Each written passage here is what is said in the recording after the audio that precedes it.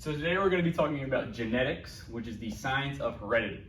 And it's a really simple matter. I think people overcomplicate it. And really the primary focus is Mendelian genetics, which is alleles, what's homozygous, what's heterozygous, and how these things operate, and how we can use Punnett squares to solve everything easily.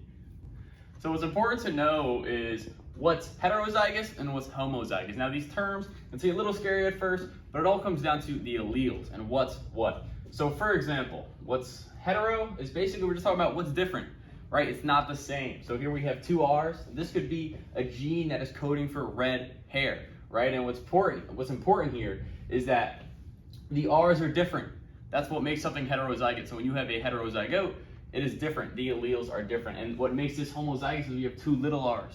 So if that helps you, little, big. So we have this big R and a little r, that's gonna make it different, and these two little R's are the same. And you can easily have two big R's, and that can also mean homozygous, right? And that's gonna code for what's dominant, what's not dominant, and what's recessive. So the important thing in how genes are expressed is their genotype. Genotype, a little fancy here, but the important thing is the gene, all right?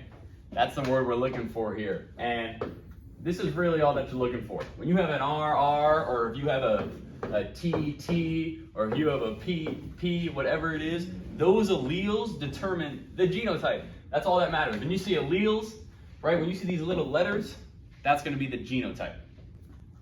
So now we have phenotype. And you're gonna hear these terms pop up when you're talking about genetics a lot, genotype, phenotype. And we just talked about genotype, it's just gonna be those letters, but in phenotype, it's this PH. It's gonna be this prefix that means a lot. It's the physical aspect, right? So it's how the genotype represents itself, how it presents itself in whatever we're talking about. So for instance, if we have a genotype of RR, right? Or if it's, if we have a genotype of RR, we have two big R's here. How is that gonna look if it's in its phenotype? So let's say this R means red. Then all it's gonna mean is that we're gonna get a red flower, right? The red flower is going to be the phenotype. It's gonna be the physical that is expressed, right? So genotype and that nice little flower we get and how it looks or whatever, that's gonna be the phenotype. So what's next is how do we solve these different things, right? Let's say you have one big tall parent, right? Your dad's tall and your mom is short. How tall am I gonna be, right? That's something we always wonder as kids, and that is, well, we're determining the genotype once again. And with this is, you have two different set of alleles. Well, what are my chances I'm gonna be tall? What are my chances I'm gonna be short? Well, this is where the Punnett square comes into place. And the Punnett square is crucial in solving any combination of alleles. And it is super simple and no math involved. So you have so let's say this is your dad, right? Dad's super tall. And let's say this is your mom. Mom's short, all right? Which is fine, So dad's tall. So how is that gonna be expressed? How is that gonna match up with the mother's alleles here? It's gonna be big T, little t, right? And now we're gonna have big T, little t. And now we're gonna have big T, little t. And now we're gonna have big T, little t. So what's interesting about the Punnett square here is if someone were to ask you, what's the percentage that, it's gonna be heterozygous, dominant or homozygous recessive, right? So if someone asks you, well, how do I know? What are the chances that it's gonna be homozygous recessive? Well, homozygous recessive would look like this. Just gonna look like two little R's. Because why? They're the same, right? If someone asks homozygous dominant, it's gonna be the same thing, but they're gonna be big R's. They're the same, right? So if someone asks chances of homozygous recessive, well, let's look. We got big T, little t, big T, little t, big T, little t. What's common in all these boxes is that they're all heterozygous. They all are completely different. None of them are the same, right? There's no big small t, small t. They're all different. The two alleles are different. So now what happens is, let's say, okay, chances of homozygous recessive, 0 out of 4. Now, chances of a heterozygote, right? Well, 4 out of 4 is gonna be 100%. Why? Because all these boxes are filled with big T and little t. So there are certain laws of dominance when it comes to alleles. We have dominant, recessive, right, and how these traits are expressed. And a diagram I like to use are the red and blue flowers, and this will really give you an idea of how incomplete, codominant, and dominant, and how all these laws work. So, for example, we have a red flower here. That is maybe expressed a dominant. It's fully dominant, right? So we have double R. That's what's making it red. And this is blue, which might be two little r's. So, interesting thing here is, you know, just because it's a little r doesn't make it like, it's not little red. It's not any lesser red. It could be a totally different color, right? We have that all the time. You know, you might have a person who's tall, right? So we have this guy who's like really tall, and he might have two big T's, right? That's making him tall. He has dominant tall, he's really tall. And then you might have a guy up here, he's a little short guy, and he has two little T's. So they don't turn to S's or anything. It's just what that allele is, but a recessive. And you might have two recessives, and that's just what making you shorter. So the first thing is complete dominance, right? So what complete dominance basically is this is a big double R, and this right here is two little R's, right? So this is dominance, is fully recessive, and when they come together, what happens is when you get complete dominance, it's gonna look like this, right? It's gonna be big R and then little r. So what's important about this is it's just one dominant allele and then one recessive allele. So this flower is still going to come out looking red. That's why it is complete dominance, right? It's complete dominance because that flower is still red. All right, so now we have codominant. So we did complete, right? We'll get to incomplete, but next is codominant. And what's interesting about codominant, and probably the most important thing, is this co. What you'll notice in a lot of these terms is the prefix is going to be the most important part, right? So the co is extremely important. It's going to mean together, right? So it's really talking about this red flower, this blue flower, and how they're going to mix together, and we're going to have a red-blue flower.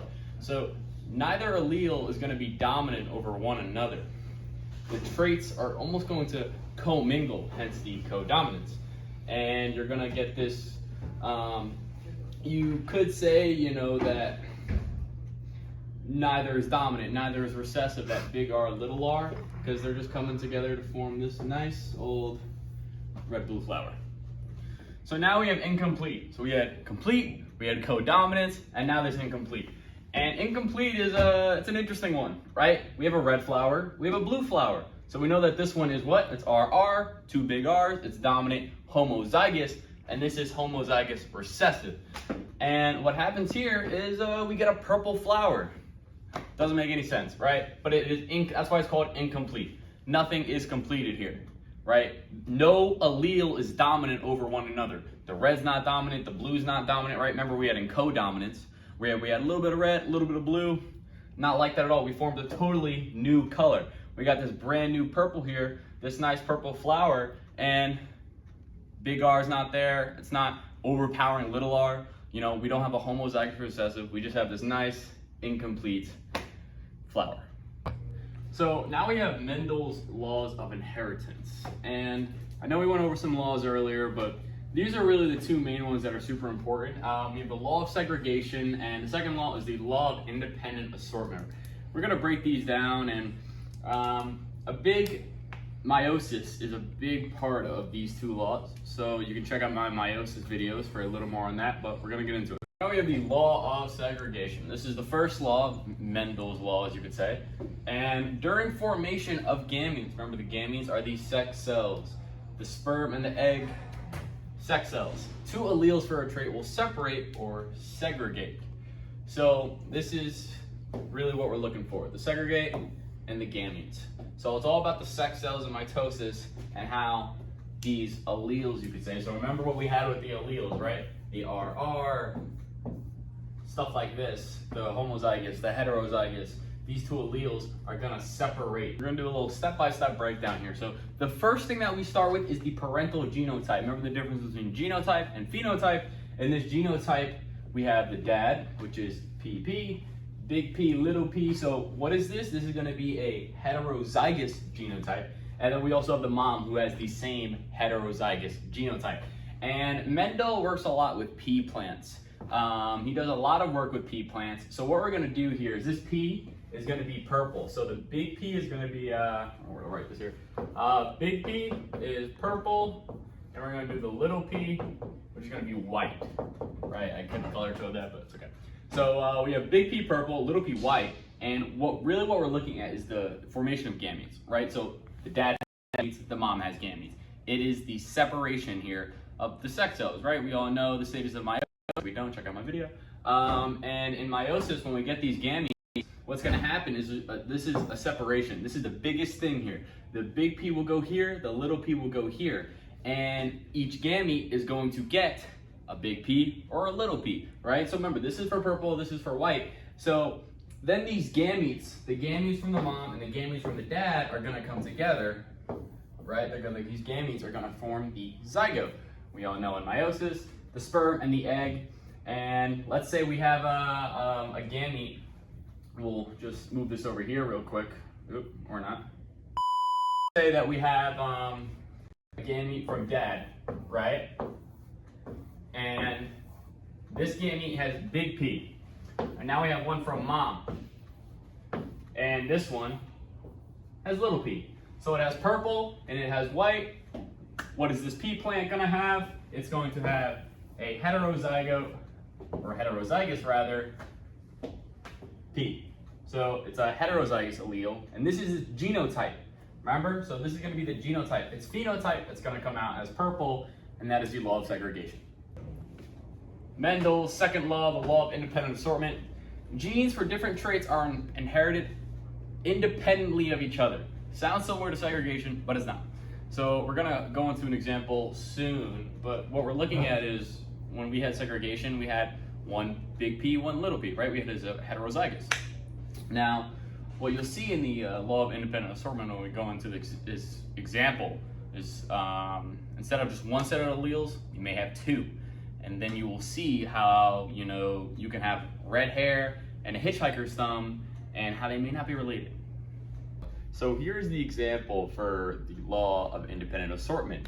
And what I'm using today is the pea plant. That's a big part of the Mendelian philosophy, as you can say. And like we said of independent assortment is the alleles, they sort independently of each other, right? So it's that first word, independent, right? These things are separate. So here we're going to be using the round and yellow. So we're going to be talking about the seeds of the pea plant. So the big R is going to be the round seed, the little r is going to be a wrinkled seed, and the same thing here, the big Y, the dominant is going to be yellow, the recessive is going to be green. And here, really, all we're trying to show is, right, parent one has homozygous, all homozygous, parent two is all heterozygous. And the key thing here is the alleles, right, are sorting independent because they're on two different chromosomes. Okay, so it's independent assortment, this dihybrid cross, because they're on two different chromosomes, and that's why they will sort independently of each other. So there are multiple different combinations that can happen with these alleles.